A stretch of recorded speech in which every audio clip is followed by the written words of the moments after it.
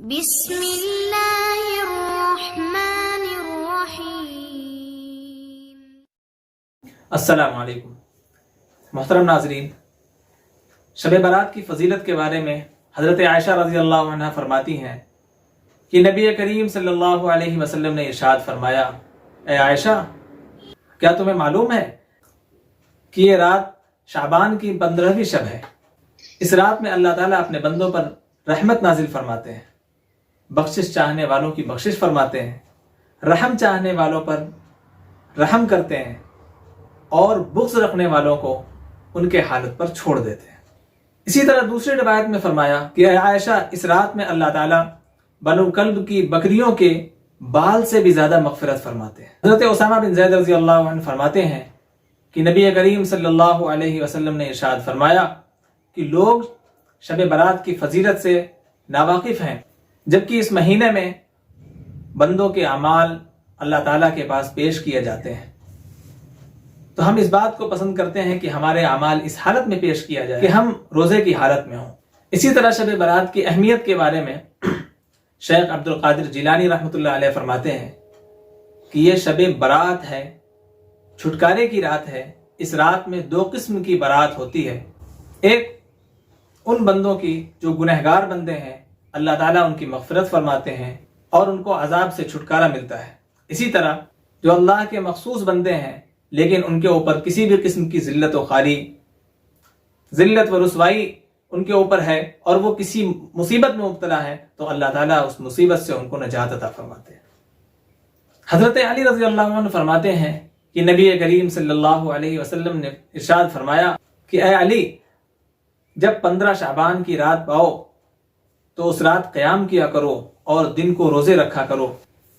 اس رات میں اللہ تعالیٰ آسمان دنیا پر نزول فرماتے ہیں اور ایک فرشتہ اللہ تعالیٰ کی طرف سے آواز لگاتا رہتا ہے کہ ہے کوئی مغفرت طلب کرنے والا کہ میں اس کی مغفرت کروں، ہے کوئی رزق طلب کرنے والا کہ میں اسے رزق عطا کروں، اور ہے کوئی مصیبت کا مارا، مصیبت میں مبتلا کہ میں اسے عافیت دوں۔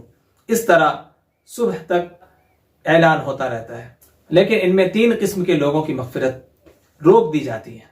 ایسا نہیں کہ مغفرت ہوتی نہیں، توبہ کرنے کی صورت میں تو کبھی بھی مغفرت ہو سکتی ہے، توبہ کرنے کی صورت میں اللہ تعالیٰ کبھی بھی معاف فرما سکتے ہیں، لیکن اس رات میں جو خصوصی اللہ کی رحمت نازل ہوتی ہے، اس رحمت کے سائے میں 3 لوگوں کو چھانٹ دیا جاتا ہے، بلکہ ان کی توبہ مؤخر کر دی جاتی ہے۔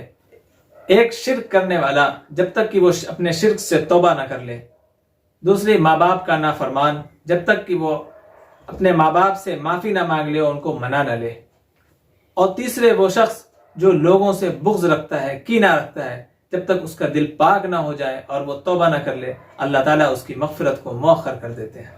تو آئیے دیکھتے ہیں کہ اس فضیلت والی رات میں شرعی نقطہ نظر سے ہمیں کیا کرنا چاہیے اور کن چیزوں سے بچنا چاہیے۔ شب برات میں جاگنا عبادت نہیں ہے، شب برات میں عبادت کرنا عبادت ہے۔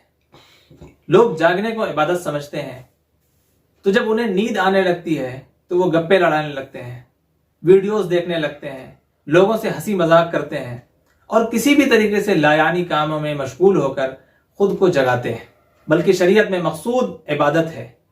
اگر نفلی عبادت کر سکتے ہیں تو کریں، ورنہ سو جائیں۔ اسی طرح نہا دھو کر، خوشبو لگا کر، اچھے کپڑے پہن کر نکلنا اور لوگوں کو سلام کرنا، ان سب چیزوں کو شب برات کا حصہ سمجھا جاتا ہے، جبکہ شب برات کوئی تہوار نہیں ہے۔ نہانا، اچھے کپڑے پہننا، لوگوں کو سلام کرنا، ان سے ملنا، یہ سب چیزیں تو تہوار میں کی جاتی ہیں، اور اسلام میں کوئی تہوار رات کا نہیں ہے بلکہ دن کا ہے۔ عید ہو، بقرعید ہو یا چھوٹی عید یعنی جمعہ ہو، وہ سب دن میں ہے۔ تو اس لیے نہانا دھونا، کپڑے پہننا، یہ سب لایانی اور فضول کام ہے، اسے عبادت سمجھ کر نہیں کرنا چاہیے۔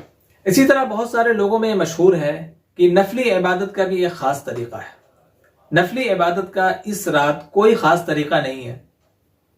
چند رکعتیں نماز پڑھ سکتے ہیں، تسبیحات پڑھ سکتے ہیں، دعائیں مانگ سکتے ہیں، وظیفے کر سکتے ہیں، جو کچھ کرنا ہے وہ اپنا اختیاری ہے، انفرادی ہے۔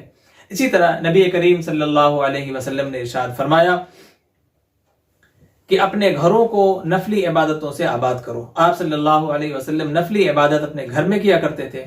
ہمیں بھی اپنے گھر میں کرنا چاہیے۔ اور قبرستان جانے کا عمل یہ ہے کہ نبی صلی اللہ علیہ وسلم سے صرف زندگی میں ایک بار قبرستان جانا ثابت ہے، وہ بھی نبی صلی اللہ علیہ وسلم چھپ کر گئے تھے، مخفی طور پر گئے تھے، نہ تو اپنی زوجہ حضرت عائشہ رضی اللہ عنہ سے بتایا، نہ ہی کسی صحابی سے بتایا۔ اور اس کے بعد نبی کریم صلی اللہ علیہ وسلم کے خلفائے راشدین حضرت ابو بکر صدیق رضی اللہ عنہ کی پوری زندگی اٹھا کر دیکھا جائے تو وہ کبھی نہیں گئے۔ حضرت عمر کو دیکھا گیا، وہ بھی کبھی نہیں گئے۔ حضرت عثمان غنی کو دیکھا گیا۔ اس کے علاوہ بہت سارے صحابہ ہیں جن کی زندگی کو اٹھا کر دیکھا گیا تو انہوں نے کبھی شب برات میں اس عمل کو نہیں کیا۔ ہاں قبرستان جانا مستحب ہے، نبی صلی اللہ علیہ وسلم سے چونکہ ایک بار ثابت ہے تو بہتر یہ ہے کہ اگر جانا ہو تو زندگی میں ایک بار چلے جائے، اور ٹولیوں کی شکل میں جانا اور اسے ایک فنکشن بنا دینا یہ بالکل غلط ہے۔ ہاں حدیث شریف پر عمل کی نیت سے ایک بار چلے جائیں، جیسا کہ نبی صلی اللہ علیہ وسلم ایک بار گئے۔ نبی صلی اللہ علیہ وسلم کے بارے میں حضرت عائشہ رضی اللہ عنہ فرماتی ہیں کہ میں نے رمضان کے بعد کسی مہینے میں اتنی زیادہ پابندی سے، اتنی زیادہ اہتمام سے روزہ رکھتے ہوئے نبی کریم صلی اللہ علیہ وسلم کو میں نے نہیں دیکھا جتنا اہتمام شعبان میں کیا کرتے تھے۔ اور نبی صلی اللہ علیہ وسلم اسی طرح ایام 20 کے روزے ہر مہینے رکھا کرتے تھے۔ ایام 20 کے روزے کا مطلب 13، 14، 15 کے روزے۔ لہذا ہونا تو یہ چاہیے کہ ہم بھی پورے مہینے روزہ رکھتے، لیکن اگر یہ نہیں کر سکتے تو کم از کم ایام 20 کے روزہ رکھیں، اور اگر یہ بھی نہیں کر سکتے تو ثواب کی نیت سے اس رات تو روزہ رکھیں جس رات ہمارے عمل اللہ کی طرف اٹھائے جاتے ہیں اور 1 سال کے فیصلے دنیا میں اتارے جاتے ہیں جو ہونے والے ہیں۔ باقی بہت ساری رسومات ہیں جیسے چراغا کرنا وغیرہ، یہ ہندوانی رسم ہے، اس سے ہمیں شدید احتراز کی ضرورت ہے۔ اللہ تعالی ہم سب کو صحیح سمجھ کی توفیق عطا فرمائے، آمین۔ السلام